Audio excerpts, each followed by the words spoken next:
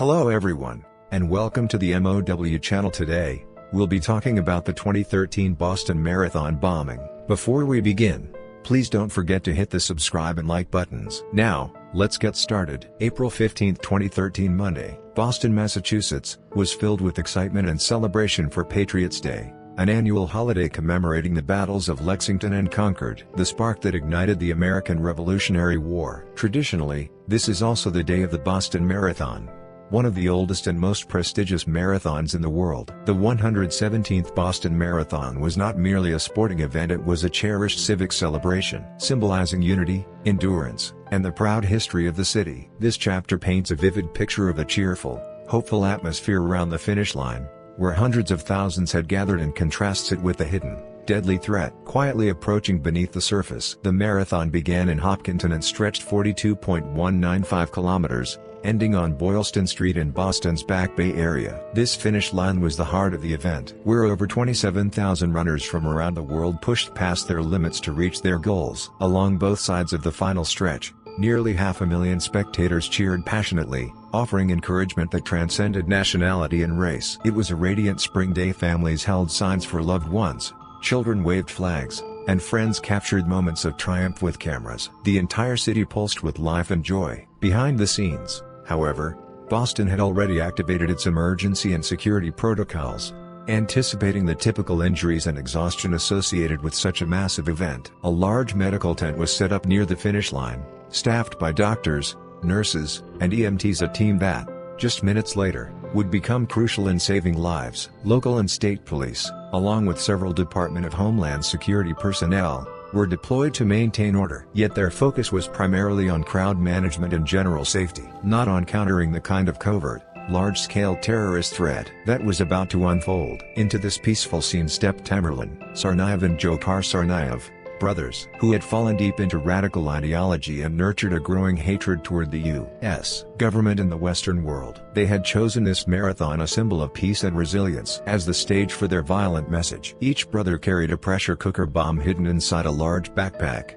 blending seamlessly into the cheering crowd. Their appearance was ordinary, no one suspected a thing. Surveillance footage would later show Dzhokhar, wearing a black baseball cap backwards, walking calmly among the spectators, just another young face in the crowd. They selected two locations along the northern side of Boylston Street, where the density of spectators was highest, ensuring maximum casualties. The first bomb was placed in front of a sporting goods store, and the second near a nearby restaurant. These were not small improvised devices, they were deadly weapons, packed with metal fragments, nails, and ball bearings to amplify their lethality. Even as the brothers quietly walked away, runners were crossing the finish line in tears of joy, families embraced one another, and cameras flashed to capture the culmination of dreams. This chapter juxtaposes the cold precision of the bombers' plan with the innocent elation of their victims, setting the stage for the tragedy to come. As the marathon clock ticked past 4 hours, Boston stood at the height of its celebration, unknowingly recording the last peaceful moments before the city would be shaken to its core. April 15, 2013, 2:49 p.m. Boylston Street, Boston, became the site of a violent turning point that shattered decades of peaceful marathon history in an instant. The moment the first bomb exploded, the joyful cheers of the crowd were replaced by an ear-splitting roar. The blast was so powerful it sounded like a massive cannon had gone off, shaking windows hundreds of meters away. Within seconds, black smoke rose into the air as shards of glass, twisted metal, and fragments of a pressure cooker scattered across the street. These fragments, mixed with nails and ball bearings deliberately packed inside the bomb, tore through runners and spectators like bullets. Panic and screams of pain filled the air. Just 14 seconds later, a second explosion ripped through the crowd. About 180 meters away, the consecutive blasts made it immediately clear that this was no accident. As people tried to flee in terror or help the wounded from the first explosion, the second detonation expanded the scale of the catastrophe. When the smoke and debris finally began to clear, dozens of victims lay on the ground, gravely injured. The street was painted in blood. 3 innocent people lost their lives on the spot,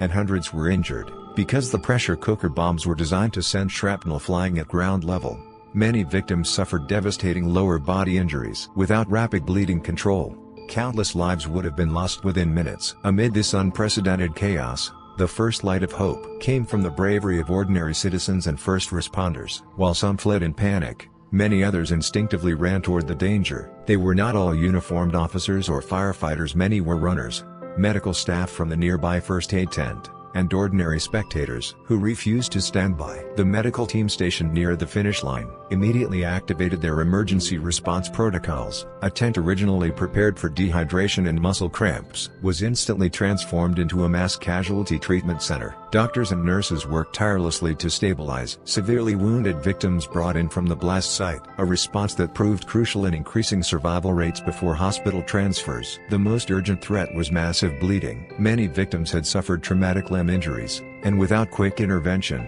they could have bled to death in minutes. At that critical moment, bystanders and officers used every resource available. They made improvised tourniquets out of belts, shirts, and even runners' clothing. Some witnesses removed their own belts to tie around victims' limbs, applying pressure to stop the bleeding. Later hospital reports confirmed that these immediate actions were among the most decisive factors in saving lives that day. Police officers, firefighters, and nearby store employees worked together to carry the wounded to safer areas. Restaurants and shops near the finish line were turned into temporary shelters and triage stations, where staff provided water and comfort to the injured. Even with the fear that more bombs could explode, people focused not on their own safety, but on saving others. Their courageous acts became a testament to human resilience in the face of terror, and to the effectiveness of Boston's emergency preparedness. The result of years of disaster response training. Amid the chaos and destruction, the streets of Boston witnessed something extraordinary. Not just fear and tragedy,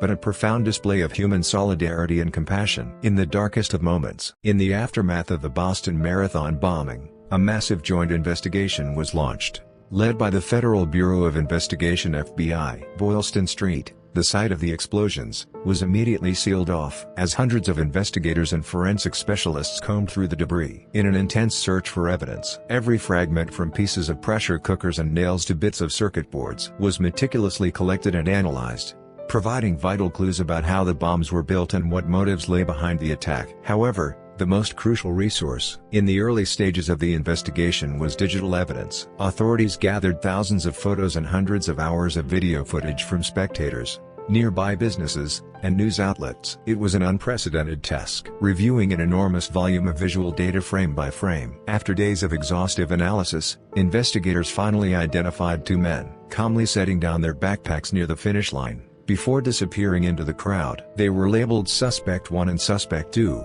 And their existence transformed Boston's collective fear into a tangible and immediate threat. 3 days after the bombing on Thursday, April 18, the FBI held a press conference and released the blurry but distinctive images of the two suspects. The lead investigator urged the public not to approach the men if spotted, but to report any sightings immediately. Once the photos were made public, anxiety in Boston reached its peak. The suspects' faces spread across the globe in minutes through social media and news broadcasts. This public release placed enormous pressure on the two fugitives, pushing them toward increasingly desperate and violent actions. That same night, the suspects appeared on the Massachusetts Institute of Technology (MIT) campus. There, they ambushed and shot dead MIT police officer Sean Collier as he sat in his patrol car. The unprovoked murder made it clear that these men were not just bombers. They were now armed and extremely dangerous killers, willing to take innocent lives without hesitation. They attempted to steal the officer's service weapon, but failed, further indicating their desperation and volatility. Moments later,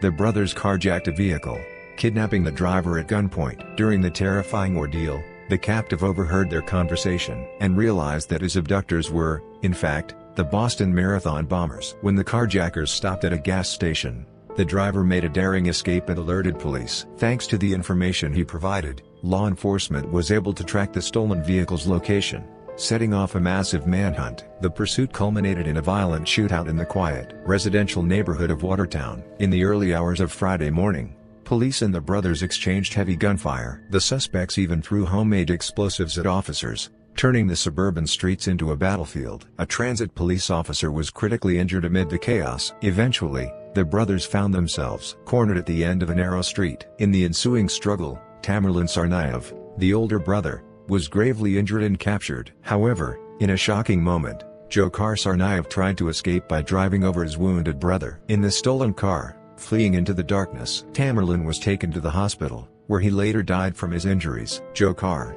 now alone and on the run, vanished into the night. The entire city of Boston and surrounding areas were placed under an unprecedented lockdown, as thousands of law enforcement officers launched an all-out manhunt for the last remaining suspect. A manhunt that would soon grip the attention of the entire world. After the intense gunfight in Watertown, the older brother, Tamerlan Tsarnaev, was dead, and his younger brother, Dzhokhar Tsarnaev, had vanished into the darkness. In response, law enforcement and city officials in Boston implemented unprecedented public safety measures. In the early hours of Friday, April 19th, the governor of Massachusetts and the mayor of Boston issued a shelter-in-place order effectively locking down the city and several surrounding communities, with a particular focus on Watertown, where the suspect was last seen. It was a drastic decision that brought the entire metropolitan area to a complete standstill. Hundreds of thousands of residents suddenly found themselves confined inside their homes. Public transportation including subways,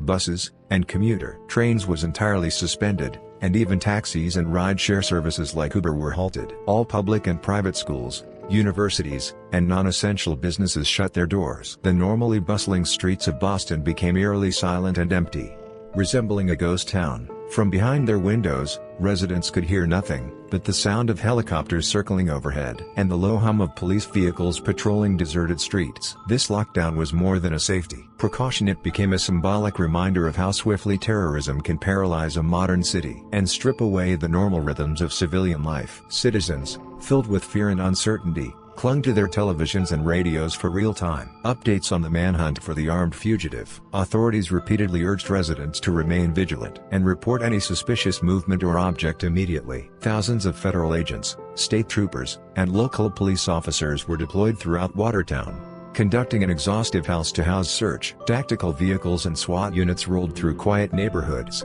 while officers knocked on doors and inspected homes one by one. It was a tense and dangerous process. Police had to assume Dzhokhar was armed and possibly carrying explosives. K-9 units were brought in to scour the area, but despite the massive operation, the suspect remained elusive. False alarms and mistaken reports flooded in, adding to the exhaustion and pressure on the search teams. Still, investigators were confident that the fugitive had not escaped the containment perimeter, and they tightened the net hour by hour. Yet, the longer the lockdown dragged on, the more the police faced a race against time, knowing public patience was wearing thin. By around 6 p.m. Friday evening, the governor announced that the search in Watertown had been completed and lifted the lockdown, allowing residents to cautiously resume their daily lives. People began stepping outside, relief mixing with lingering anxiety. The city slowly started to breathe again.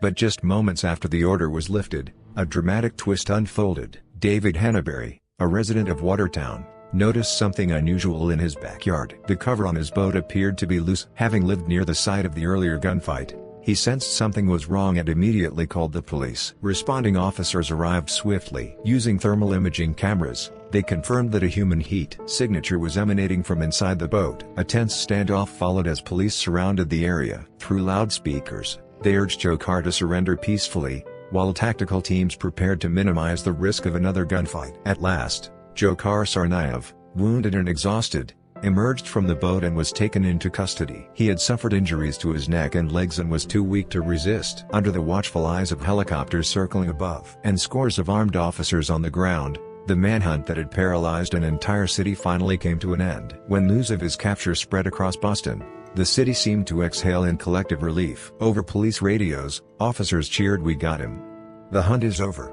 The terror is over." Citizens poured into the streets, applauding and thanking law enforcement for their courage and dedication. It was more than the capture of a single fugitive. It marked the lifting of a dark shadow that had loomed over Boston for days. In that moment, the people of Boston reaffirmed their strength, unity, and resilience. The suspect was in custody, and the case now shifted from pursuit to prosecution. The dramatic arrest closed the chapter on a harrowing manhunt and stood as a symbolic triumph of justice and solidarity in the face of terror. With the arrest of fugitive Dzhokhar Tsarnaev, the Boston Marathon bombing case moved beyond the investigative stage into the judicial process of accountability. The case was tried in federal court, and the legal battle stretched on for years. The trial was complex and emotionally painful. Prosecutors emphasized that although Dzhokhar may have been influenced by his older brother, Tamerlan, he nonetheless made independent choices and played an active role in planning and executing the bombings. They presented as evidence his calm demeanor as he walked among the crowd after planting the explosive device,